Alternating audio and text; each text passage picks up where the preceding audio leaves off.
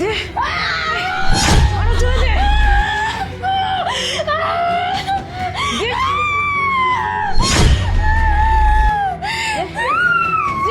চলে দে। হ্যাঁ কি পাইছিস? আমার ছেলের মাথাটা খাইছিস? হ্যাঁ আমার ছেলেকে তেলিয়ে তেলিয়ে বিয়ে করছিস, তার সাথ আমি তোকে পদে পদে বুঝাবো। দে দে এখন কিরম লাগে?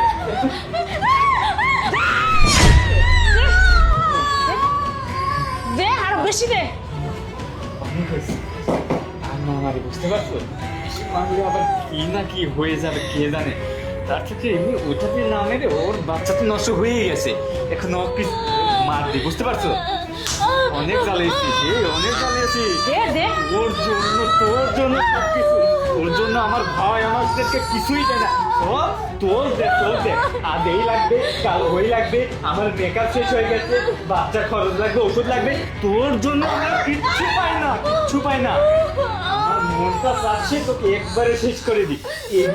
এইবার দেখবো ভাই কিভাবে তোর টাকা পয়সা দেয়।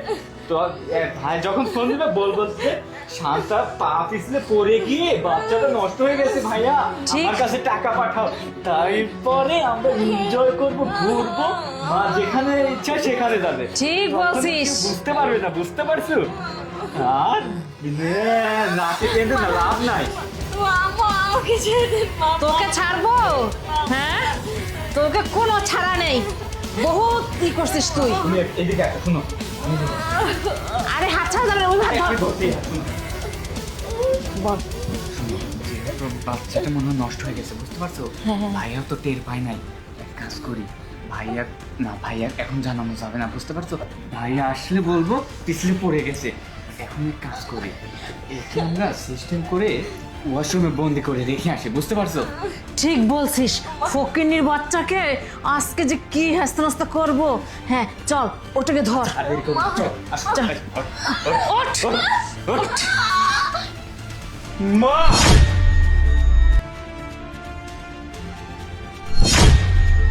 কি ব্যাপার, কোথায় নিয়ে যাচ্ছিস? মনে তো এখনো না, মরছে? ভাবি একটু অসুস্থ, তো এই জন্য একটু ডক্টরের কাছে নিয়ে যাইতে লাগছিলাম। হ্যাঁ, ডক্টরের কাছে নিয়ে যেতে লাগছিল না, কি করতেছিলি আমি সেটা 10 মিনিট আগে এসেই দেখছি। পা দিয়ে আর ইটটা লুকাতে হবে না, যেটা ক্ষতি করার সেইটা ক্ষতি অলরেডি করে ফেলছিস। একটা মানুষ হয়ে মানুষকে ইট দিয়ে এইভাবে আঘাত করতে পারলি তুই? তুই আমার ছোট ভাই হয়ে ভাবির সাথে, আর তোমাকে আমার মা বলতে লজ্জা হচ্ছে? কাল লাগেনি ডাইনি কোথাকার। আমি একটা গরিব মানুষের মেয়েকে বিয়ে করছি, সেই জন্য আমি তোমাদেরকে দেই না মা? প্রত্যেক মাসে মাসে আমি তোকে টাকা পাঠাই না বল? আমি আলাদাভাবে তোকে টাকা দেই, আলাদাভাবে তোমাকে টাকা দেই, আমি যা কিছু কামাই করি সব কিছু তোমাদের খুশির জন্য দিয়ে দেই। আর তারপরেও এই মানুষটার সাথে তোমরা কি করলে? হ্যাঁ, তুই কোনো কথা বলবি না। ও সব কিছু নিজের বাবা মা ভাই বোন ফ্যামিলি সব কিছু ফেলে আমাদের কাছে চলে আসছে কোন ভরসায়? কাদের ভরসায় আসছে? একটা মেয়ে তার নিজের পরিবারকে ছেড়ে আরেকটা পরিবারের কাছে আসে কোন ভরসায়?